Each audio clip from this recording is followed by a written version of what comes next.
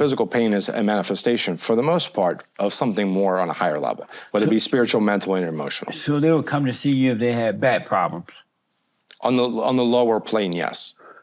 But the people who are higher plane, more intellectual, they understand the whole game, they understand how it all works, it would be more of an emotional or a spiritual or a mental connection. So and they would be like, I need to fix my emotions, I need to fix my mental state, I need to fix my spirituality with God, and I gotta get right. So if somebody comes in for a chronic elbow issue, that could be how they're being seen by the world. They have a problem with that. Maybe they're in the wrong job or the wrong career.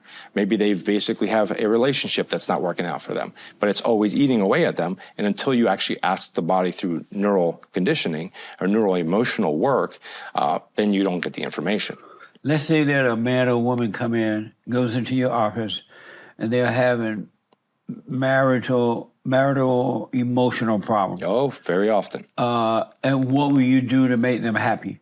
Well, it's called KNER, Kousouli Neural Emotive Reprogramming. A state of therapy, basically over the last 20 years, I had to create from everything that worked. In that scenario, I would put them side by side, and I would watch them, I would observe them. And then through muscle testing and different other things, I would help them both individually and also together. And when they leave the session, it's a whole different story. But that's a very common thing. They don't leave emotional anymore? We have to have emotions, but through emotions, we have to clear them. We can't let them stay in our bodies. Liver, anger, for instance, gallbladder, resentment, grief, lungs, all these different places, they get caught. And then these people, as we were talking earlier, they're in a fallen state. They're negative. And then the disease processes can start on that. It's like a virus.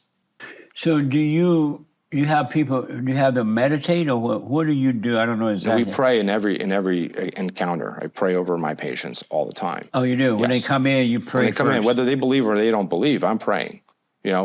Pray and never cease. And when you pray, what do you pray for? I pray for their healing. I pray that God is there to help them open their eyes, their spiritual eyes, their heart, to open up and be receptive to love, healing, and to block out anything that's causing them that pain.